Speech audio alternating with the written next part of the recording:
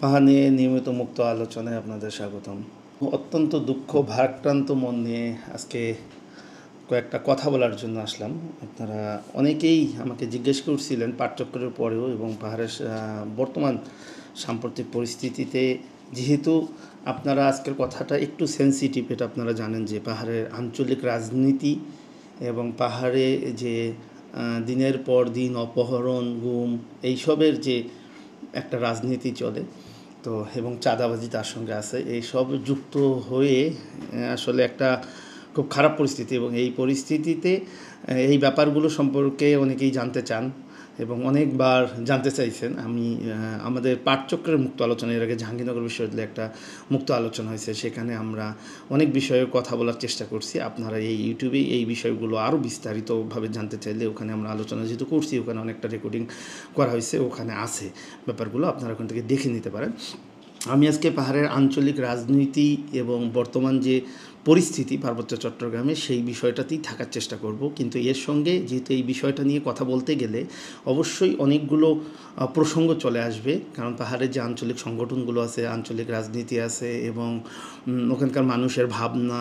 আমি আমার ব্যক্তিগতভাবে আমি যে প্রায় 13 বছর ধরে যে পাহাড়ে যে যাতায়াত করি এবং গভীরভাবে মেশার চেষ্টা করি পাহাড়ি মানুষদের সঙ্গে, সেখান থেকে আমার ব্যক্তিগত অভিজ্ঞতা এবং সেই নিরিখে আমি কথা বলতে গেলে অনেক কথাগুলো হয়তোবা অনেকের বিপক্ষে যাবে, কারণ যারা একটা দল করে তারা একটা হয়তোবা দলের সমর্থক বা এই জায়গা থেকে, কিন্তু আমি আমার অভিজ্ঞতা এবং সাধারণ মানুষের পার্সপেক্টিভ থেকে আমি যতটুকু দেখছি পাহাড়ে বা যতটুকু জানি, আমি সেইভাবেই বলার চেষ্টা করব।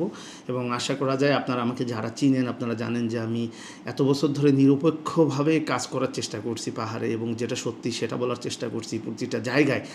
এখন সে জায়গায় হয়তো বা অনেকের মনক্ষুণ্ণ হবে বিষয়গুলো, আর এই বিষয়ে এইরকম একটা টপিকে এই যে সাংরাই গেল, বিজু গেল, তারপরে যে কথা বলতে হবে, এটা আমি কখনো ভাবিনি। এই ব্যাপারটা আসলেই খুবই দুঃখজনক আমার নিজের জন্য, এ ব্যাপারে আজকে এসে কথা বলতে হচ্ছে। তো যেহেতু পাহাড়িদের সঙ্গে আমি অনেকভাবে কানেক্টেড এবং এই ভূখণ্ডে বাংলাদেশে এত কিছু হয়ে যাচ্ছে, এই ব্যাপারগুলো নিয়ে সমতলে একটা অন্য ধরনের ধারণা মানুষের আছে, যেটা আপনারা জানেন। তো সে জায়গা থেকে মনে হচ্ছে যে কথাগুলো একটু ক্লিয়ার করাটা খুবই দরকারি হয়ে পড়ছে, এবং এই জন্য আমি যতটুকু জানি সে জায়গা থেকে আমি কথা বলার চেষ্টা করি। পাহাড়ের আঞ্চলিক রাজনীতির বিষয়গুলো একটু বলতে চাচ্ছি, আমি খুব শর্টকাট বলতেছি। আপনারা যদি জানেন, এই পার্বত্য চট্টগ্রাম নামক ভূখণ্ডটা সর্বপ্রথম যদি আমরা আসি, যে একটা শান্তি বাহিনীর ওদের একটা পাহাড়িদের একটা গণ আন্দোলন ছিল, সেটা কাপ্তাই, আমি খুব শর্টকাট বলতেছি, কাপ্তাই বাঁধের কারণে অনেক মানুষের বাস্তুচ্যুতি, সেটা আমাদের পাকিস্তান পিরিয়ডে এটা হয়েছে, এটা আমরা জানি। এবং এরপরে পরবর্তীতে যখন সেনা শাসনগুলো আসছে দেশে, একের পর এক অরাজকতা হয়েছে, বাংলাদেশ জন্মের পর, বাংলাদেশ নামক রাষ্ট্রটা জন্মের পর, তখন আমরা দেখতে পাইছি যে সেটেলার পুনর্বাসন একটা করার চেষ্টা করা হয়েছে এবং পাহাড়ের জনসংখ্যার অনুপাত চেঞ্জ করে দেওয়ার একটা চেষ্টা করা হয়েছে, এবং চেষ্টা করা হয়েছে মানে এটা হয়েছে। এবং এইটা করানোর ফলে পাহাড়িরা এমনিতেই তো কাপ্তাই লেকের কারণে প্রচুর ক্ষতিগ্রস্ত, সেখানে মানুষরা আরও বেশি ক্ষতিগ্রস্ত যখন হয়েছে, এই জায়গাটা থেকে একটা অসন্তোষ তৈরি হয়েছে এবং সেখানে প্রচুর পরিমাণ পাহাড়ি তারা দেশান্তরী হইতে বাধ্য হয়েছে। এবং ভারতের বিভিন্ন অঞ্চলে আমরা জানি যে তারা রোহিঙ্গারা আমাদের এখানে যেভাবে আছে ঠিক সেভাবে আশ্রয় নিছে, এবং এইরকম একটা পরিস্থিতি তৈরি হয়েছে। এবং সেখান থেকে শান্তিবাহিনী গঠন হয়েছে। আপনারা জানেন যে শান্তিবাহিনী গঠনের পর পরবর্তীতে 97 শান্তি চুক্তি হয়। এখন আমি জাস্ট সামারিটা খুব শর্টকাট করলাম যেন মানুষ সহজে বুঝতে পারে। এই সম্পর্কে বিস্তারিত আলোচনা আপনারা এই চ্যানেলে, আমরা যে জাহাঙ্গীরনগরের পাঠচক্রটা করছিলাম, ওখানে বিস্তারিত অনেক কিছু বলা আছে, আপনারা ওখান থেকে জানতে পারবেন। এখন কথা হলো, যখন 97-এ যখন শান্তি চুক্তি হলো, তখন আপনারা খেয়াল করেন চিটাগং হিল ট্র্যাক্সে মাত্র একটা দল ছিল। আমি খুব সংক্ষেপে সহজভাবে বোঝানোর চেষ্টা করতেছি। পার্বত্য চট্টগ্রামে তখন একটাই দল ছিল, জনসংহতি সমিতি, জেএসএস। এখন জেএসএস যখন 97-এ শান্তি চুক্তি করলো, শান্তি চুক্তি বিরোধী একটা দল তৈরি হলো তখন পাহাড়ে, আমরা জানি যে ইউপিডিএফ।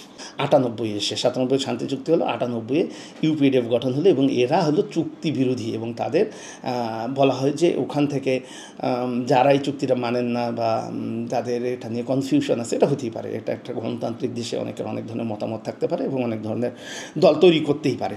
এখন এই জায়গাটায় এসে আমরা যদি খেয়াল করি যে ইউপিডিএফটা বলা হয়, যে ইউপিডিএফ বলা হয়, এই আমরা কিছু জিনিস কতগুলো এখানে ফ্যাক্ট সবগুলো যে আপনি বলবেন তা না, কারণ আপনি যখন মানুষকে নিয়ে কথা বলবেন, ওই অঞ্চলকে নিয়ে কথা বলবেন, তখন ওই অঞ্চলের সাধারণ মানুষ কি বিশ্বাস করে সেই ব্যাপারগুলো এখানে আসবে। তখন বলা হয় যে রাষ্ট্রীয় মদদি বা প্রশাসনের মদদি, তখন আর একটা দল তৈরি করে ইউপিডিএফ গঠনের পিছনে অনেকগুলো ব্যাপার আছে, তখন এটা এই কথাটা প্রচলিত ছিল। এবং তখন আজকে যে এটা অস্বীকার করার কোনো উপায় নেই, আজকে যে তখন শান্তি চুক্তির যে ধারাগুলো ছিল সে ধারা অনুযায়ী পাহাড় থেকে সেনাবাহিনী প্রত্যাহার করার একটা ব্যাপার আছে। কারণ আপনারা জানেন যে শান্তি চুক্তি আপনারা দেখে নেবেন, শান্তি চুক্তির ধারাগুলো, শান্তি চুক্তির ধারাতে এটা পরিষ্কারভাবে বলা আছে যে তাদের যেভাবে তারা পরিচালিত করতে চায় যে বা যে রুলসগুলো ছিল, সেখানে একটা ব্যাপার ছিল যে সেনা শাসন, যেটা আমরা এখন দেখতে পাচ্ছি যে সেটা প্রত্যাহার করার একটা বিষয় ছিল।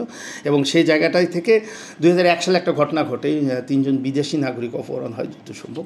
তো তখন একটা আইন জারি করা হয় এবং সেইটার বলবতীতেই এখন পর্যন্ত পাহাড়ে এই সেনা শাসনটা আপনারা দেখতে পাচ্ছেন যে যেটা চলমান আছে। এবং এটা হয়তোবা অনেকে বিশ্বাস করেন বা জেএসএস যারা করেন তারা মনে করেন যে যদি ইউপিডিএফ এই ঘটনাটা না ঘটাতো তাহলে হয়তোবা আজকে এতদিনে যেভাবে আমরা পাহাড়ে সেনা শাসন দেখতেছি এই দিনটা হয়তোবা দেখতে হতো না। এটা তাদের ধারণা, আমি জাস্ট ধারণার কথাগুলো বলতেছি, কেউ হয়ে অন্যভাবে নিয়েন না। আমি এই জায়গাটা আমি একটু পরিষ্কারভাবে জিনিসগুলো একটু বলার চেষ্টা করতেছি, যেন আজকের অপহরণটা যেটা হয়েছে এইটার সঙ্গে যেন মানুষ সব কিছু জানতে পারে। আসলে জানাটা সবার খুব জরুরি। আমি যতটুকু জানি ততটুকু আমার ক্ষুদ্র জ্ঞানে আমি ততটুকু বলার চেষ্টা করতেছি এখানে। এরপর যখন জেএসএস প্রচুর শক্তিশালী হওয়া শুরু করলো, আপনারা জানেন যে 2007 সালে তখন জেএসএস ভেঙে তখন আর একটা দল তৈরি হয়, সেটা জেএসএস সংস্কার নামে পরিচিত। আপনারা জানেন জেএসএস সংস্কার নামে 2007 সালে একটা সংগঠন হয়। এটা মূলত জেএসএস যখন শক্তিশালী, অনেকের ধারণা আছে, আবার ধারণাতে আসতেছে, বেশিরভাগ মানুষ যেটা মনে করেন বা বিশ্বাস করেন যে ডিভাইড অ্যান্ড রুল যে পলিসিটা, যেটা আপনারা বাঙালিরা খুব ভালো করে জানেন যে যখন 47 মানে বাংলা ভাগ হলো কেন, বাংলা ভাগ গেল কেন, কারণ এই যে হিন্দু মুসলমান দ্বন্দ্ব লাগাই দিছে বা জাতিতে জাতিতে দ্বন্দ্ব লাগাই দেয়, এই যে ব্যাপারগুলো বা ভিন্ন মত, এই জিনিসগুলোকে কীভাবে আরও করা যায়। ডিভাইড অ্যান্ড রুল আপনারা ব্রিটিশাররা যেহেতু এই ভূখণ্ডে প্রায় 200 বছর শাসন করছে, সেখানে আপনারা জানেন যে ডিভাইড অ্যান্ড রুল পলিসিটা কী, যেটা রাষ্ট্র কীভাবে নেয়। তো এই যেরকম একটা অভিযোগ আছে যে যেটার ভিত্তিতে জেএসএস যখন শক্তিশালী হচ্ছিল তখন জেএসএসকে ভাঙ্গাটা মনে হয় খুব জরুরি হয়ে পড়ছিল। তখন জেএসএস সংস্কার নামে 2007 আর একটা আঞ্চলিক সংগঠন হয়। এইদিকে আবার জেএসএস ভাঙ্গার পর কী হচ্ছে, ইউপিডিএফ বেশ শক্তিশালী হয়ে উঠতেছে। ইউপিডিএফ বেশ শক্তিশালী হওয়ার পর বেশ 10-20 বছর ধরে ইউপিডিএফকে ভাঙার চেষ্টা করা হয়েছে। অবশেষে 2017 সালে এসে আপনারা জানেন যে ইউপিডিএফ গণতান্ত্রিক নামে আরেকটা দলের আত্মপ্রকাশ হয়। এবং সেখানে আপনারা জানেন যে সেখানে আমার বন্ধু, যার সঙ্গে আমার মানে অনেক বছর ধরে তখন সম্পর্ক, সে মিঠুন চাকমা খাগড়াছড়িতে, আমার মনে আছে এখনও ওই সময়টা, যে খাগড়াছড়িতে গুলি করে মারা হয় মিঠুন চাকমাকে। এবং এরকম তাজা এরকম ব্রিলিয়ান্ট লোকজনকে এইটার কারণে, এবং এটাও বলা হয় যে এটা প্রত্যক্ষ একটা মদত। এই মদতটা কেন, সে ব্যাপারগুলো আমরা পরবর্তীতে আলোচনা করব। তো এই হলো ঘটনা, এই হলো টোটাল 4টা আঞ্চলিক রাজনৈতিক দল পাহাড়ে আছে। এখন কথা হলো, পাহাড়ে এই আঞ্চলিক রাজনৈতিক দল, রাজনীতিতে যারা আসেন বা রাজনৈতিক দলগুলো আছে, রাজনীতি করার তো সবারই অধিকার আছে। এই ব্যাপারটা রাষ্ট্রকে সবার আগে স্বীকার করতে হবে। রাজনীতি করার সবারই অধিকার আছে, তাদের জনগণ নিয়ে কথা বলার অধিকার আছে। এবং রাজনৈতিক দলের একটা মূল মোটিভ থাকে যে আমরা ক্ষমতায় যাব, বা আমরা আমাদের দেশে যেভাবে হয় রাজনীতি, সেখানে আঞ্চলিক একটা জায়গায়ও সেখানে নিশ্চয়ই এভাবেই রাজনীতিটা করার চেষ্টা করা হয়। কিন্তু আমরা সেখানে দেখতে পাই যে এই জায়গাগুলোতেও নিয়ন্ত্রণ করে রাষ্ট্রীয় বাহিনী বা রাষ্ট্র যাকে চায়। যেমন আপনারা জানেন যে বর্তমান সময়ে যে পার্বত্য চট্টগ্রাম বিষয়ক উপদেষ্টা আছে, আপনারা মনে হয় এক উপদেষ্টার মুখ থেকেই শুনছেন এই বক্তব্যটা, যে এখানে ওনারা এই বিষয়টা সেনাবাহিনীর উপর ছেড়ে দিয়েছে বা এরকম একটা ব্যাপার। তো এই জায়গাটায় একটা তাদের প্রভাব সবসময় ছিল, সবসময় আছে। এবং এই ডিভাইড অ্যান্ড রুল পলিসি এটা প্রয়োগ করতে মানুষের মধ্যে একত্রিত যে ব্যাপারটা, একত্রিত থাকলে তো তাদের আন্দোলন সংগ্রাম প্রতিটা জায়গা আসলে ওই জায়গাটায় এসে আপনারা জানেন যে তাদের অধিকার আদায়, তাদের ন্যায্য অধিকার আদায়, আপনারা জানেন যে তাদের ওই ভূখণ্ডের মালিক তারা যেভাবে বাস্তুচ্যুত হয়েছে, যেভাবে নিজ ভূমি ছেড়ে চলে গেছে, এটা তাদের অধিকার, তাদের জায়গা। তো এই জায়গাটায় যাদের অধিকারগুলো যেন প্রপারলি, তারা তো একত্রিত হলে এই অধিকারগুলো প্রতিষ্ঠা হবে। তো সেই জায়গায় হয়তো বা একটা বড় ধরনের একটা যাতে এইটা একত্রিত হতে না পারে বা এই জিনিসটা যেন না হয়, যারা চায় এটা যে মানে এই শান্তি, মানে এই ব্যাপারটা, এই জিনিসটা তারা তারা তারা তাদের ন্যায্য অধিকারটা ফিরে না পাক, যারা এই ধরনের ব্যাপারগুলো চায় হয়তো বা তাদের কারণেই এখনও পার্বত্য চট্টগ্রাম সমস্যাটা জিয়ে আছে। এখন আসেন যে এই যে 5 জন যে অপহরণ হলো, 5 জন অপহরণের হওয়ার ফলে যেটা হচ্ছে যে পার্বত্য চট্টগ্রামে আপনারা জানেন যে এখন সাম্প্রতিক সময়ে কিছু ঘটনা ঘটে যাওয়ার পর আপনারা জানেন যে 4 জন মানুষ মারা গেছে, সেটা অনিক, ধনঞ্জয়, রুবেল, জুনান, 4 জন।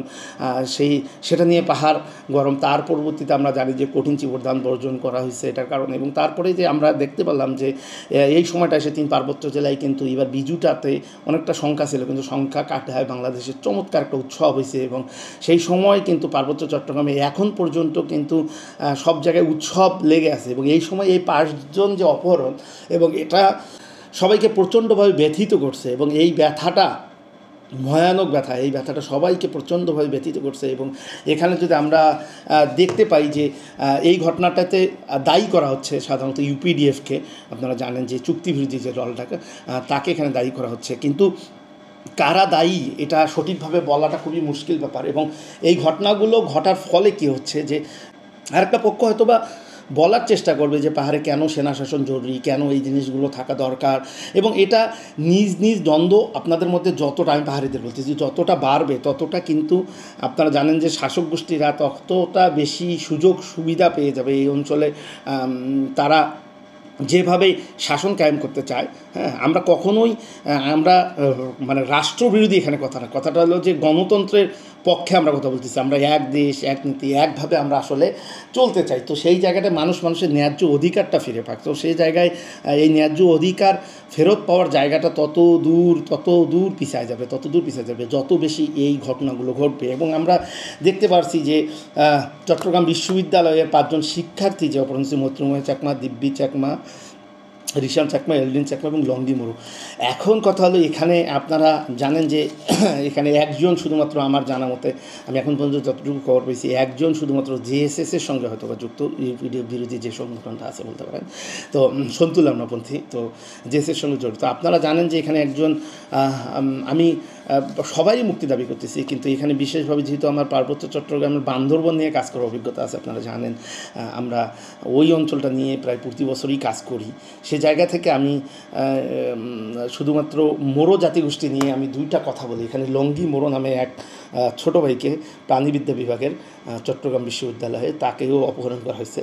লঙ্গির বাসা আপনারা জানেন বান্দরবনের আমাদের 3 পার্বত্য জেলার সবচেয়ে দুর্গম যে অঞ্চলটা, সেটা আলীকদম। আমরা জানি যে আলীকদমের কুরুকপাতা অঞ্চলটা, যেটা আমরা সাঙ্গু মাতামুরি রিজার্ভের যে অঞ্চলটা, এই অঞ্চলটা কুরুকপাতার মধ্যে পড়ছে আলীকদমের। এবং সেই কুরুকপাতার এত দুর্গম অঞ্চলের ছেলে সে, আপনারা ভাবেন যে বান্দরবন এমনিতেই শিক্ষা দীক্ষায় সবচেয়ে পিছিয়ে আছে। চাকমারা তো অনেক টাকা আছে, মারমারা অনেক টাকা আছে, ত্রিপুরা অনেক টাকা আছে, সে জায়গায় কিন্তু মোরোরা আপনারা জানেন যে খুবই পিছিয়ে থাকে একটা জাতিগোষ্ঠী। এবং সেখানে এত দুর্গম অঞ্চল থেকে কুরুকপাতার এবং পোয়ামরি বাজার থেকে তার বাড়ি যে পাড়াটা, সে পাড়াটা যেতে মায়ানমার সীমান্তবর্তী একেবারে অঞ্চলে, সে পাড়াটা যেতে 1 দিন লাগে শুধু কুরুকপাতা থেকে। কুরুকপাতা যখন, এখন তো রাস্তা হয়ে গেছে কুরুকপাতা পর্যন্ত বা সহজে যাওয়া যায়, আগে কুরুকপাতা যেতে 1 দিন লাগতো, ওখান থেকে আরও 1 দিন, তার মানে 2 দিন লাগতো শুধু তার বাড়ি যেতে। এইরকম একটা জায়গা থেকে একটা এতিম ছেলে, তার বাবা মারা গেছে গত বছর, তার বড় ভাই জুম চাষ করে, এবং জুম চাষ করে এই যে ছোটো ভাইকে কতটা আগ্রহ থাকলে ওই জায়গা থেকে তার ছোটো ভাইকে, তার বড় ভাই জুম চাষ করে এবং ছোটো ভাইকে পড়াশোনা করা হবে, কতটা আগ্রহ থাকলে এই জায়গায় আসতে পারে। সেই জায়গায় এই লঙ্গি মোড়োর যে অপহরণ এবং তার সঙ্গে যে আরও 4 জন অপহরণ, এটা খুবই নিন্দনীয়। এবং আপনারা কোন রাজনীতি করতে চাচ্ছেন এটা জানি না, কিন্তু হ্যাঁ, এই জায়গাটায় এই যে সাধারণ মানুষরা এবং আপনারা আরও মানুষকে ইয়াং জেনারেশনরা যারা রাজনীতিতে আসতেন, ধরেন আমার বন্ধু মিঠুন চাকমা মারা গেছে, আমরা তো মিঠুনদার সঙ্গে আমি অনেক বছর একসঙ্গে আমরা চলাফেরা করছি, আমি ওনার মতাদর্শটা দর্শনগুলো জানি, আমরা এত কিছু শিখছি মিঠুনদার কাছে, আমি শুধু না ওনার কাছে আমরা অনেকেই অনেক কিছু শিখছি। উনি চমৎকার একজন জ্ঞানী মানুষ ছিলেন, আপনারা জানেন। তো সেখানে উনি কিন্তু নিজে বিশ্ববিদ্যালয়ে ঢাকা বিশ্ববিদ্যালয়ের মতো জায়গায় পড়াশোনা করে, উনি ভালো চাকরি না করে, উনি কিন্তু আঞ্চলিক রাজনৈতিক সংগঠন মানুষের অধিকারের পক্ষে কিন্তু উনি রাজনীতি করতে আসছেন। তো সে জায়গাটা থেকে আপনারা যদি আজকে দেখেন যে এই ঘটনাগুলো যদি মিঠুনদা বেঁচে থাকতে এই ঘটনাগুলো উনি লজ্জা পেতেন, আমি শিওর উনি লজ্জা পেতেন। তো এই যেহেতু মানুষগুলো যারা মারা গেছে, মাঝখানে আমি অনেককে আমি চিনি, আপনারা জানেন যে মাইকেল দা, আপনারা জানেন যে ইউপিডিএফেরও কিন্তু অনেকগুলো আছে, অনেকগুলো তাদেরও উপর অনেক নির্যাতন নিপীড়ন আসছে। মাইকেল দা গুম ছিল, আপনারা জানেন। এখন পাহাড়ে এই যে এক প্রকার রাষ্ট্রীয় বাহিনীকে কেন রয়েছে, মাইকেলকে গুম করছিল কারা? রাষ্ট্রীয় বাহিনী তো গুম করছিল, এটা তো সত্যি। এটা তো আয়নাঘর থেকে মাইকেল চাকমা যখন বের হলো, এটা তো আপনারা জানেন যে তাকে কারা গুম করছিল। তো এইরকম একটা বিভিন্ন প্রেক্ষাপট আছে এখানে। এই প্রেক্ষাপটগুলো সবচেয়ে বড় ব্যাপার এখানে দরকার হলো মানুষের মুক্তি দরকার। মানুষ যেটা চায়, সাধারণ মানুষ, ওখানে পার্বত্য চট্টগ্রামের মানুষ কী চায় এইটা কেউই বুঝতেছে না বুঝতেছে সেনাবাহিনী, না বুঝতেছে সরকার, না বুঝতেছে ওখানকার কোনো আঞ্চলিক রাজনৈতিক দল, এটা কেউই বুঝতেছে না। সাধারণ মানুষরা কে চায়? এই লঙ্গি মোড়ো, এই যে একটা এতিম ছেলে যে পাহাড়ের কুরুপাতা অঞ্চলের, এই ছেলেটা কী চায়? এই ছেলেটা রাজনীতিও আসেনি, আপনাদের কোথাও আসেনি, এবং সেই ছেলেটা যে অপহরণ হলো এবং তার সঙ্গে যে আরও 4 জন অপহরণ হলো, তারা আসলে কী চায়? একজন ছেলে রাজনীতিতে আসছে, হ্যাঁ রাজনীতির ভিন্ন মত থাকবে, তাই বলে এই ঘটনাগুলো ঘটবে, এটা কাঙ্ক্ষিত না পার্বত্য চট্টগ্রামে। তো এই যে লঙ্গি মুড়ো যে ছেলেটা, এই ছেলেটা আপনারা দেখেন যে এত দুর্গম অঞ্চল থেকে আজকে মুড়ো জাতিগোষ্ঠীর মধ্যে কতজন আমরা অনার্স মাস্টার্স পাস করা পাইছি এখন পর্যন্ত, বলেন তো? এই রিসেন্ট সময়ে আমরা সাম্প্রতিক সময়ে দেখছি গত 5-7 বছরে যে একটু ছেলেপেলে অনেক কষ্ট করে তারা এই পড়াশোনাতে আসছে, তো এই জায়গাটাতে আসছে।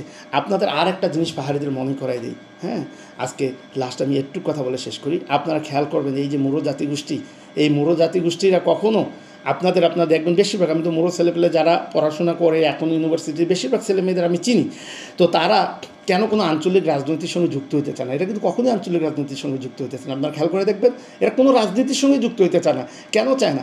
কারণটা হলো আজকের যে আমরা যে এই যে রাজনৈতিক যে একটা পরিবেশ তৈরি হয়েছে পাহাড়ে, এবং এই পরিবেশের জন্যই চায় না। তো আপনারা যদি মানুষের জন্য রাজনীতি করেন, গণমানুষের জন্য রাজনীতি করেন, গণমানুষের দুর্ভোগের কারণ হয়েন না। এইটুকু অনুরোধ থাকলো। আজকের মতো আমি পাহাড় নিয়ে মুক্ত আলোচনা আজকে এখানের মতো রাখলাম। আমি সবার খুব দ্রুত মুক্তি দাবি করতেছি, এবং পরবর্তীতে আরও আপনারা মতামত জানাতে পারেন, আমি পরবর্তীতে আরও এই বিষয়ে কথা বলবো। ভালো থাকবেন। আজকের মতো এখানে রাখলাম। শুভরাত্রি।